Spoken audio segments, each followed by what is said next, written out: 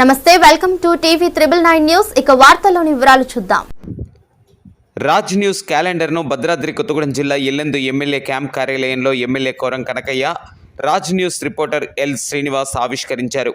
పోటాపోటీగా వార్తలను ప్రసారం చేస్తూ ప్రజల తరపున పోరాడుతున్న రాజ్ న్యూస్ మరింత అభివృద్ధి చెందాలని అన్నారు. కార్యక్రమంలో సాక్షి ఆర్సీ ఇన్ఛార్జ్ ఎల్లెందుల నాగేశ్వరరావు, గుడివాడ శ్రీనివాస్, లింగాళ వెంకన్న, రమేష్, రాజు, ముత్యం, రామారావు, నర్సి, దేవిరెడ్డి, కృష్ణ, చందు, యునీస్ తదితరులు పాల్గొన్నారు.